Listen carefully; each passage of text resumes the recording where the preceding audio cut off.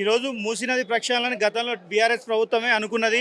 దానికి సంబంధించిన ఎస్టీపీల నిర్మాణం, దాన్ని ఏ విధంగా శుద్ధి చేయాలని చెప్పి ఒకటి పవర్ ప్లాంట్ ప్రజెంటేషన్ కూడా ఇచ్చి ఈరోజు టీఆర్ఎస్ పార్టీ ముందు తీసుకుపోయింది. ఈరోజు రేవంత్ రెడ్డి 1,50,00,000 స్కామ్ చేయడం ప్రత్యేక దృష్టితోటి ఈరోజు ఈ మూసీ ప్రాజెక్ట్ ప్రక్షాళన పేరుతోటి ఇలా పేద విలువలను గుడుస్తూ అనేక మందిని అభాగ్యాలని రోడ్డు పాలు చేసే ప్రయత్నం చేస్తుండు. దీనికోసమే బీఆర్ఎస్ ఆధ్వర్యంలో ఈరోజు తెలంగాణ భవన్లో గతంలో మొన్న సోమాజి కూడా ప్రెస్ క్లబ్లో మీటింగ్ పెట్టుకొని ఎక్కడికక్కడ మూసీ ప్రాజెక్టు మీద జరుగుతున్న అవినీతిని అడ్డుకుంటాం. ప్రక్షాళనకు ఏ రోజు కూడా బీఆర్ఎస్ విద్యార్థి భాగం వ్యతిరేకం కాదు. మూసీ మీద చేస్తున్న అవినీతికి మేము వ్యతిరేకంగా ఉన్నాం. ఏదైతే 6 గ్యారెంటీలు ఇస్తా అని చెప్పి రేవంత్ రెడ్డి మాటలు చెప్పిండో, నీ 6 గ్యారెంటీలు ఎక్కడ? 6 గ్యారెంటీలు లేని పైసలు ఈరోజు మూసీ ప్రక్షాళనకి ఏం తీసుకొస్తామని చెప్పి రేవంత్ రెడ్డిని ప్రశ్నిస్తున్నాం. తెలంగాణ నుంచి ఫండింగ్ పోతుంది అనేది నిజమేనా? 100% రేవంత్ రెడ్డి సర్కారు ఢిల్లీకి, అదే విధంగా ఎక్కడ ఏ రాష్ట్రంలోనైతే ఎలక్షన్స్ అయితే ఆ రాష్ట్రానికి పైసలు ఇవ్వడానికి ప్రత్యేక మేనిఫెస్టోలు, ప్రత్యేక ప్రాజెక్టులు ఈరోజు తెలంగాణ రాష్ట్రానికి వస్తున్నాయి. ఓన్లీ పర్పస్ కాంగ్రెస్ పార్టీని, వివిధ రాష్ట్రాలలో కాంగ్రెస్ పార్టీకి ఓటు వేయడానికి, డబ్బులు పంచడానికే ఈరోజు రేవంత్ రెడ్డి ప్రభుత్వం ఇలాంటి ప్రాజెక్టులను తీసుకొస్తుంది. 6 గ్యారెంటీలు ఇచ్చింది, 6 గ్యారెంటీలు అమలు చేసినాము.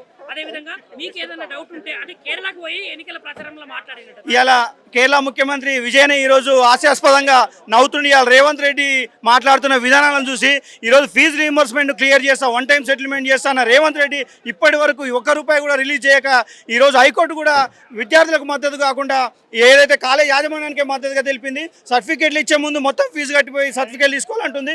అనేక మంది ఎస్సీ, ఎస్టీ, బీసీ, బడుగు బలహీన వర్గాలు ఇలా విద్యార్థులు రోడ్డున పడే పరిస్థితి, ఈరోజు సర్టిఫికేట్ లేక ఎలాంటి ఉద్యోగాలు లేక నిరుద్యోగులు రోడ్డున పడే పరిస్థితి ఈరోజు తెలంగాణ రాష్ట్రంలో ఏర్పడింది. ఉద్యోగాలు ఇచ్చినాము. అదే విధంగా ఏదైతే రైతు భరోసా ఉన్నదో రైతు భరోసాను కూడా కల్పించిన ప్రభుత్వం కాంగ్రెస్ ప్రభుత్వం అని చెప్తుంది. మందికి పుట్టిన బిడ్డను తన బిడ్డగా ఇవాళ రేవంత్ రెడ్డి మాట్లాడుతున్నాడు. ఎవరికో పుట్టిన బిడ్డను నా బిడ్డగా చెప్పుకొని గతంలో రేవంత్ రెడ్డి కేసీఆర్ గారు ఇచ్చిన 60,000 ఉద్యోగాలకు ఈరోజు ఆర్డర్ కాపీలు ఇచ్చి నా ప్రభుత్వం ఇచ్చింది, నేనే ఇచ్చిన రేవంత్ రెడ్డి చెప్పుకుంటున్నాడు. రేవంత్ రెడ్డి ప్రభుత్వం వచ్చిన తర్వాత ఎన్ని ఉద్యోగాల నోటిఫికేషన్ వచ్చిందో రేవంత్ రెడ్డి తెలియజేయాలని చెప్పి విద్యార్థులుగా నిరుద్యోగులుగా మేము మాట్లాడుతున్నాం. అన్న, ఇప్పుడు మీరు ఒక విద్యార్థి నాయకునిగా ఈ ప్రభుత్వానికి ఏం చెప్పదలుచుకున్నారు? ఈ రేవంత్ రెడ్డి ప్రభుత్వానికి నువ్వు ఏదైతే 6 గ్యారెంటీలు ఇస్తా అని చెప్పినావు, 6 గ్యారెంటీలు అమలు చేయి. నువ్వు ఏదైతే ఇస్తా అని చెప్పి అలా తెలంగాణ ప్రజలు మభ్యపెట్టి ఓట్లు వేయించుకొని గెలిచినావు, అవి చేయమని చెప్పి బీఆర్ఎస్ పార్టీ విద్యార్థి విభాగం మేము కోరుతున్నాం. మరి ఏంటి తెలంగాణ రాష్ట్రంలో ఒక పార్టీకి కావచ్చు, ఒక వ్యక్తికి కావచ్చు, జనాలందరూ ఇంత వ్యతిరేకంగా ఎందుకు కొట్లాడుతున్నారు, వ్యతిరేకంగా ఎందుకు పోరాటాలు చేస్తున్నారు అన్న? ఏం చేస్తారన్నా, ఒక సోయి లేని వ్యక్తి, ఒక నోటుకు ఓటు దొంగ ఈరోజు ముఖ్యమంత్రిగా ఉండడం మన తెలంగాణ ప్రజల దౌర్భాగ్యం అనుకోవాలి, మన దురదృష్టం. ఇప్పుడు నీకు కనీస అవగాహన ఉందా? ఒక డిపిఆర్ లేకుండా, దానికి సర్టైన్ అనాలిసిస్ లేకుండా నువ్వు డైరెక్ట్ ₹1,00,000 కోట్ల నువ్వు దోచుకోవడానికి అదే ఒక సాకుగా చెప్పి నువ్వు మూసి సుందరీకరణ అని చెప్తున్నావు. అయ్యా రేవంత్ రెడ్డి, నీకేమైనా నిజంగా నీకు ఈ 6th సెన్స్ అనేది ఉంటే నువ్వేం చేస్తావు? ఫస్ట్ దానికి డిపిఆర్ ఉంటుంది, దానికి అనాలిసిస్ ఉంటుంది, దానికి ప్రజా సంఘాలతో మీటింగ్ ఉంటుంది, అక్కడ ఉన్న స్థానిక ప్రజలతో మీటింగ్ ఉంటుంది. ఆ విధంగా అందరి ఒపీనియన్స్, అందరి అభిప్రాయాలు సేకరించి నువ్వు ఒక ప్రాజెక్టు రూపకల్పనకు వెళ్ళాలి. నువ్వు అట్లా వెళ్ళావా? నీకు కావాల్సింది ₹1,50,00,000 కోట్ల. ఆ డబ్బును ఈ కాంట్రాక్టులను కట్టిపెట్టి ఆ కాంట్రాక్టుల నుంచి కమిషన్ తీసుకొచ్చి నువ్వు దాన్ని ఎన్నికల్లో నువ్వు ఖర్చు చేసుకోవడానికి, నీ పార్టీకి, నీ కుటుంబానికి, నీ పార్టీని బలోపేతం చేసుకోవడానికి ఆ అవినీతి సొమ్ముకు నువ్వు పాల్పడుతున్నావు. మరి మీరు ఏం చెప్పదలుచుకున్నారు ఈ ప్రభుత్వానికి? మేము బీఆర్ఎస్ పార్టీ విద్యార్థి విభాగానికి ఒక చరిత్ర ఉందండి. ఆనాడు 14F నుండి ఇప్పటి వరకు బీఆర్ఎస్ పార్టీ విద్యార్థి విభాగం పోరాటం చేస్తూనే ఉంది. తెలంగాణ ఏర్పాటు కోసమైనా, తెలంగాణ పునర్నిర్మాణంలో కూడా బీఆర్ఎస్ పార్టీ విద్యార్థి విభాగం తన వంతుగా పోరాటం చేస్తూనే ఉన్నది. అదేవిధంగా ఈ మహాకుంభకోణాన్ని ఏదైతే రేవంత్ రెడ్డి గారు ₹1,00,000 కోట్ల దండుకోవాలనే ఒక దురుద్దేశంతో ఉన్నారో, ఆయన ప్లాన్ని అరికట్టడానికి మా బీఆర్ఎస్ పార్టీ విద్యార్థి విభాగం ముందుండి పోరుబాటతో మన అక్కడున్న స్థానిక నాయకులను, ప్రజలను, అక్కడున్న యువతను మమేకం చేసుకొని ముందుకెళ్తుంది. మరి బీఆర్ఎస్ అనేది పోరుబాట అనేది చేయబోతుందట. అసలు పోరుబాట ఎందుకు? మరి నిజానికి మూసీ నది ప్రక్షాళన గురించేనా, ప్రతి ఒక్కరి దగ్గర అవగాహన తీసుకురావడానిక, ఏ ఉద్దేశంతో అన్న? ఇందులో మొదటిగా బీఆర్ఎస్ పోరుబాట ఎందుకు చేస్తున్నామంటే, దాదాపు ఇప్పుడు కాంగ్రెస్ ప్రభుత్వం ఏం చేస్తూ ఉందంటే, మూసీ పేరుతోని ఈ 1,50,000 కోట్లను దోచుకుందామనే ప్లాన్లో ఈ కాంగ్రెస్ ప్రభుత్వం ఉంది. మేము దాని మీద మేము ప్రతి ఒక్క బీఆర్ఎస్, ప్రతి ఒక్క సైనికుడు ఇది ఒక యుద్ధంలాగా చూసుకొని మేము మన హైదరాబాద్లో ఉన్న ప్రతి ఒక్క కాలనీకి వెళ్తాం. ప్రతి ఒక్క కాలనీకి వెళ్ళి దాదాపుగా బీఆర్ఎస్ పార్టీ హయాంలో కూడా మూసీ సుందరీకరణ చేసినాము.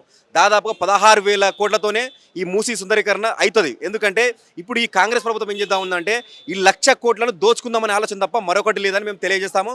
వాళ్ళకు ప్రతి ఒక్కటి లెక్కలు విత్ ఆధారాలతో సహా ప్రతి ఒక్క హైదరాబాద్ కాలనీ ప్రతి కాలనీకి బీఆర్ఎస్ వెళ్తుందని మేము తెలియజేస్తా ఉన్నాం. ఎందుకంటే గతంలో కూడా మన ఇప్పుడు 16,000 కోట్లతోనే బీఆర్ఎస్ పార్టీ చేసినప్పుడు నీకు 1,50,000 కోట్లు ఎట్లా ఖర్చు అవుతుంది? నీకు డిపిఆర్ చూపించమంటేనేమో డిపిఆర్ చూపిస్తలేవు. ఖచ్చితంగా మేము ఈ కాంగ్రెస్ పార్టీని ఖచ్చితంగా అడుగడుగున అండగడుగుతాం. ఇంకొకటి ఏంటంటే ఖచ్చితంగా రానున్న ఇప్పుడు ఎలక్షన్లు జిహెచ్ఎంసీ ఎలక్షన్లు కూడా ఖచ్చితంగా దీన్ని బొంద పెడతామని కూడా తెలియజేస్తాం. ప్రతి ఒక్క కాలనీకి ఇప్పుడు ఈ హైడ్రాక్ మాత్రం బడాబాబుల ఇల్లు గుర్తురావు కానీ ఓన్లీ పేదల ఇల్లు మాత్రమే గుర్తొస్తాయా? ఖచ్చితంగా మాకు సమాధానం చెప్పాలి. ప్రతి ఒక్క కాలనీకి ప్రతి ఒక్క స్టిక్కర్లు ఇప్పుడు ఈ స్టిక్కర్స్ కూడా ప్రతి ఒక్కరికి అవగాహన కల్పిస్తాము. అంటే ఇప్పుడు మీరు ఈ స్టిక్కర్లు వేసినంత మాత్రాన లేదంటే ప్రజలకు చెప్పినంత మాత్రాన తప్పకుండా మరి మార్పు అనేది వస్తుందా? ఖచ్చితంగా ఈ విద్యార్థులతోని తెలంగాణ రాష్ట్రాన్ని కూడా సాధించిన చరిత్ర కూడా విద్యార్థులకు ఉంది. ఖచ్చితంగా దీన్ని కూడా మరొక యుద్ధం లాగా తీసుకుంటాం.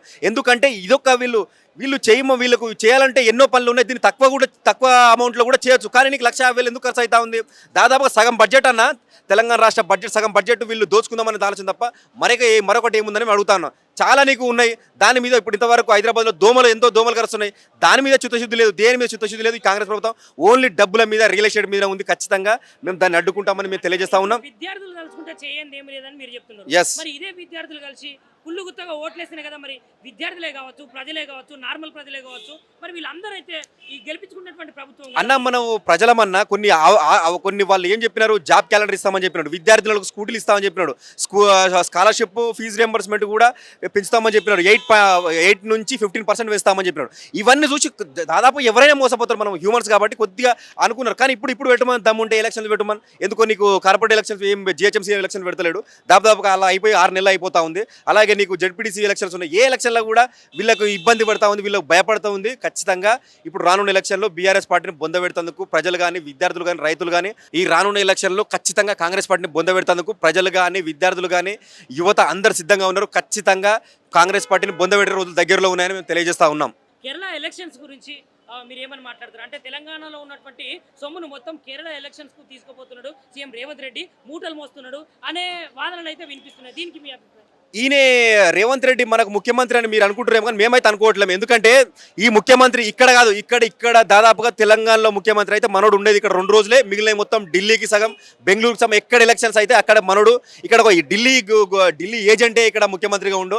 వాళ్ళు ఎక్కడికి వెళ్ళాలని వాళ్ళ ఆదేశాలు ఇస్తే ఇక్కడ డబ్బుల సంచులతో తీసుకొని పోయి అక్కడ గెలిపించడానికి ప్లాన్ చేస్తారు. కానీ ఇక్కడ ముఖ్యమంత్రి మాటలు భారతదేశంలో ఎవరు వినడానికి లేరు. ఎందుకంటే ఇక్కడ చెప్పిన హామీలు మొత్తం దేశంలో బట్టబయలైపోయినాయి. కాబట్టి ఖచ్చితంగా ఈ కాంగ్రెస్ మాటలు, ఈ రేవంత్ రెడ్డి మాటలు, రాహుల్ గాంధీ మాటలు కూడా వినే పరిస్థితిలో జనాలు లేరు, భారతదేశ ప్రజలు కూడా లేరు.